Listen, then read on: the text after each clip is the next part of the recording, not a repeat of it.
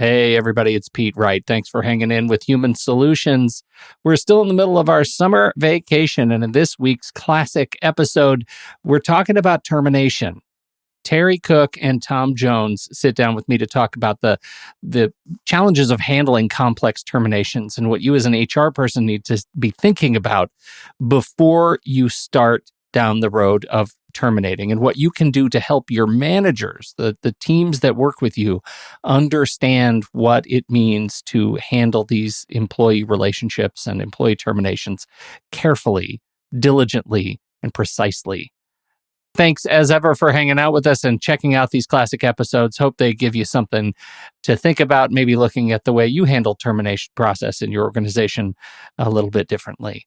We'll be back next week. We have one more rotation in our summer break series here, and then we're going to be coming back with a new season shortly after that. So hang with us a little longer. Have a great summer. Welcome to Human Solutions, simplifying HR for people who love HR from AIM HR Solutions on True Story FM. I'm Pete Wright, and this week we're talking about one of the hardest parts of an HR professional's job. No, not holiday party planning. We're talking about termination. We all know it has to be done. Having a disruptive employee at work can have a negative impact on the productivity and efficiency of others. But the manner in which a termination is handled can impact the morale of the entire workplace. Today, Terry Cook, our Senior Vice President of Employer Services, and Tom Jones, our very own attorney specializing in labor and employment matters, join me to talk about the things you need to know about handling terminations carefully.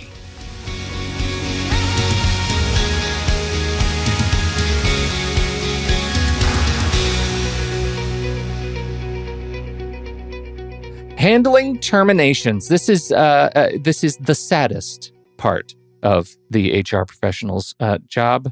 Terry, Tom, thank you for joining me today. Welcome back. Could you tell us a story of a termination gone wrong? Sure. I think every HR person has a lot of stories of HR issues, and especially terminations.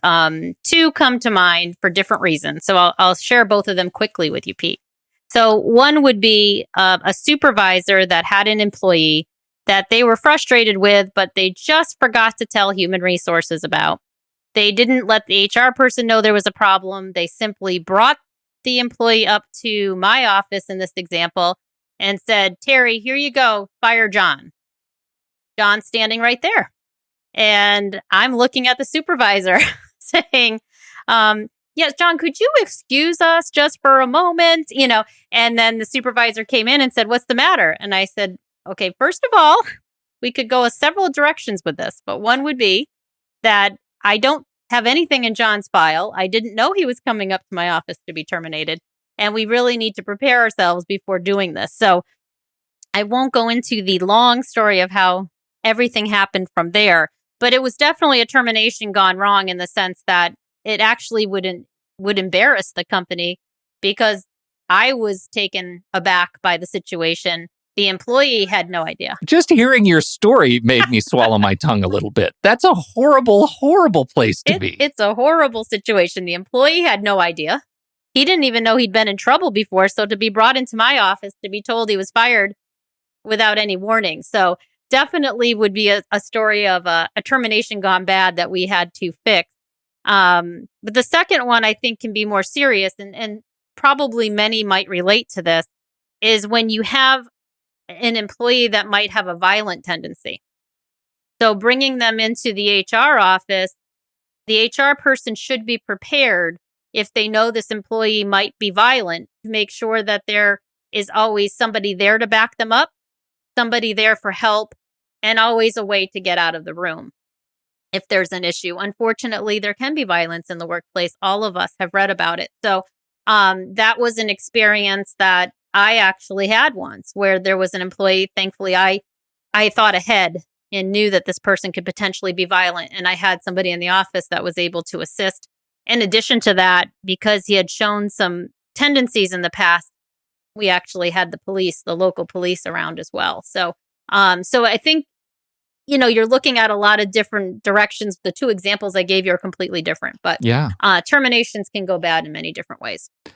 Well, we need to turn our attention to what is going on right now in Massachusetts. And Tom, you were going to share the story of the lawsuit that happened just very recently about the final paycheck. Yep. Thanks, Pete. So one thing to keep in mind is that in Massachusetts, there's an explicit law which says that in general, if there's a termination of employment, one of two rules applies. So if the employee is terminated that day, they must receive their final paycheck, any and all money owed to them, which includes accrued but unused vacation time on that very day. The other is that if they voluntarily resign, you can pay them on the next pay period, next pay cycle. So a case came up recently in which an employee was terminated from employment. She'd been convicted of theft, actually had been terminated from employment, but did not receive her final 3 weeks of vacation pay until 3 weeks later. So she was terminated on an X date. 3 weeks later, she gets her final paycheck, including the vacation pay. That violates the law because she should have been paid that money on the very day she was let go. But now, a year later, she sues in what's called a private right of action, which Massachusetts allows employees who have not received their full pay to do. And if you win the court case, you receive treble damages. So her $9,000 of unpaid vacation time, which she sued for a year later, even though the company had paid her, the employer had paid her 3 weeks late. She sued for this, and the Supreme Court of Massachusetts came back saying that she's entitled to triple damages for her unpaid vacation, even though it was paid to her, it was paid late in violation of the law, as well as triple the accrued interest. So what should have been $9,000 ended up being over 30, plus attorney's fees, up being well over $30,000 was payment by the employer. And the court said, it's black and white. The law says you must pay within this time frame. You don't do it, you suffer the consequences. So this literally happened in the last week or two. A lot of employers are now just digesting this court case in Massachusetts. So there is a strategy, though, we think would help, which is that if you want to let an employee go for termination, not voluntary, but termination, but you don't have the money ready because a lot of companies may have to go with an out-of-town payroll service or something like that, would be to give the person 1 or 2 more days on the payroll and say, okay, it's a Tuesday or Wednesday, we're going to terminate you as of Friday. And that way you can get the money to the person by Friday.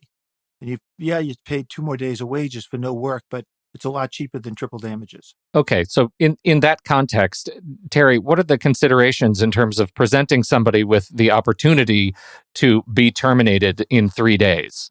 You just talked about a termination gone wrong. I can imagine a situation where somebody's not going to look on that favorably. They won't look on it favorably. And with Tom's example, of course, you wouldn't have the person stay with you for 3 more days. You would simply pay their pay and let them go that day and just let them know they're being paid for 3 more days. So that is definitely one way of doing it. It's interesting, Pete. I read about this and actually experienced it with somebody else I know. A company did direct deposit. They thought they were being smart and decided to terminate somebody on the day of their direct deposit. The employee found the direct deposit before they knew they were terminated. And so, they happened to know me and called and said, why would my company give me my money? It's not payday, Terry. Oh, my goodness. Terry, you come with just horrifying stories today. I know. Too many stories for you, Pete. Peak anxiety right now. That is just terrible. Because I assume it's because direct deposit happens overnight sometimes. It just triggers in the middle of the night or something, And that's right. Some banks put it in first thing in the morning. Some banks put it in during the day. This employer obviously didn't think that this employee would happen to look at their bank statement prior to the conversation at 1:00. If that is the one lesson that we get out of this episode, it's don't play games with guessing your behavior of your employees. Don't guess. Right. Oh my goodness! And everybody has a cell phone nowadays and a smartphone, so they check their bank accounts. Yeah, they probably something buzzed. Hey, you got a new deposit. Check it out. Exactly. So you have to assume. I think that's what happened. Oh my goodness! Oh my goodness! Okay. Well, that's horrible. Let's talk about the additional complications of dealing with remote employees, right? There different considerations that come into play when you're dealing with someone who does not work in the same space as you do. So remote employees, it's kind of going back to what Tom's saying too, to some degree, because you're not terminating this person in person, which means you don't have a check to physically hand to that person with the Massachusetts law that says if I terminate John, I have to give John that paycheck that day. So if somebody's on the phone, you would have to do one of a few things. One is you could take a chance with the direct deposit example I gave you, which seems a little risky sometimes. The second is Tom's example where you pay somebody, you just say to them, I'm sorry, John, but you will be terminating from the company. We won't make your termination date until Friday, and we will pay your wages through Friday. You'll receive that check on Friday. Is it legitimate to remove access to company resources before the last day of their payroll? Yes, definitely you would do that. So oftentimes, even when you were in person, if somebody was being terminated that had access to sensitive information, your IT person would know in advance. And even before that person walked into an office to be terminated, they would have their access removed to sensitive data. Well, Tom got me thinking because, if you can make this case about a paycheck that was paid 3 weeks late, but was paid, there have to be some other loopholes that I'm not thinking of. And one of those was, could I make a case as an employee?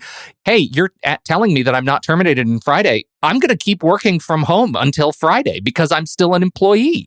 That's right. And that, you're right. Absolutely. And you would make sure that you're clear. Goes back to expectations.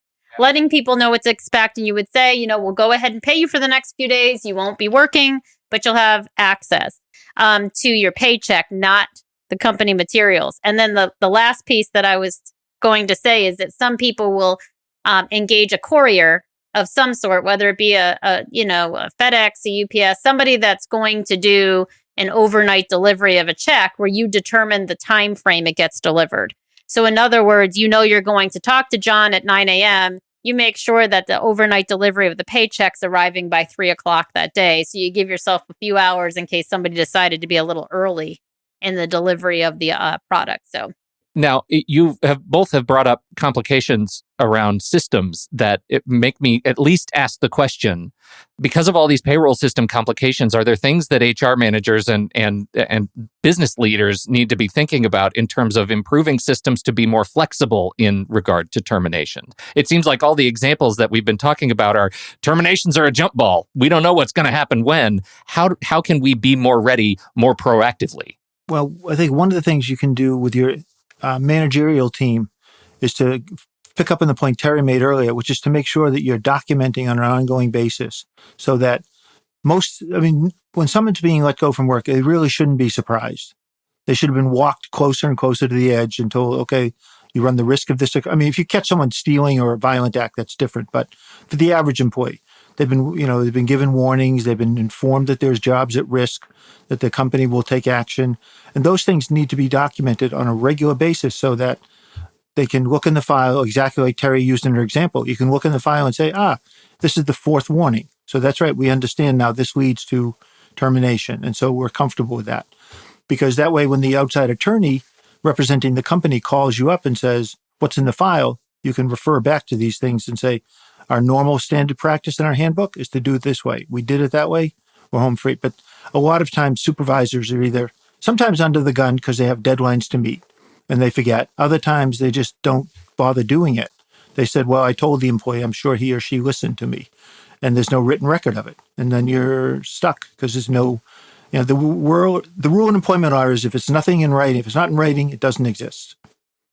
And so, trying to get people to testify months later or years later that what was said that day, who said it, who did this, it's a fool's errand. You'll never get it done. So training your managerial staff is really crucial to make sure they understand it. As you said earlier, Pete, in the intro, nobody likes to be terminating people. It's just an unfortunate event, but it's going to happen. So the company needs to be prepared for that. And to actually add on what Tom's saying, it's also about the process overall. So making sure your supervisors and managers know these laws, these rules about a final paycheck. They understand the expectations of the company. So the company says, this is how you handle it. When you know you're going to make a termination of any kind, We have to go through human resources. We have to make sure all our I's are dotted, our T's are crossed with all of our documentation that Tom was referring to, but also make it clear to them that there are rules around a final paycheck so that you can't just get angry with an employee today, terminate them today, and then let human resources know tomorrow. Well, one of the things we often hear on the hotline that's a mistake is when you're going to let an employee go, the employee may owe the company money through a vacation advance, or they tuition reimbursement program, and they didn't complete it, or they didn't stay long enough to fulfill the terms of the deal, or some other thing like uniforms or other company equipment. And oftentimes companies will say, "Oh, we'll just take it from the final paycheck to reimburse us." That's really risky in Massachusetts. Unless you have a written record to can document exactly what the value is of that. So, for example, if I advance you a week of vacation time, that's easy. I know that's worth $1,000 because I pay you that much a week. But if it's something like uniforms or some other intangible or less measurable event or item, it becomes illegal to do that or impossible to do that without a court statement, a court order supporting you. So companies want things in writing, like advancement of vacation time, tuition that's been advanced to somebody, some of the things like that, because there was a court case years ago which a company was trying to do this with the employees' wages. And the court said, no, you can't do it without some written proof as to the value of that item. You can't deduct that from somebody's final pay. And moreover, the final week of work, they have to at least get the minimum wage for every hour they worked. So if I fired somebody on a Friday and they worked 40 hours already, they had to get at least 40 hours times $14.25 in Massachusetts before you take any money from them. And then there might be child support. There might be other things coming out of that paycheck too that are untouchable in terms of the company recouping money. So it's a simple mistake companies make sometimes. And since you brought it up, I want to pivot to remote. When you have an employee who may have perhaps a significant amount of company assets in the form of a computer or monitor, or let's say my microphone and headphones, for example, like those kinds of things. How do you manage accounting and recovery? And do you ever let the employees buy those things out? Can that be something that you can account for properly in a termination? You always have to have a record of what you give to an employee. So when they're hired, if you give them certain equipment, you have a record of that, letting them know your expectations upon termination. But one thing you brought up, Pete, that made me think about it is when you talked about an employee buying things from you or what you do.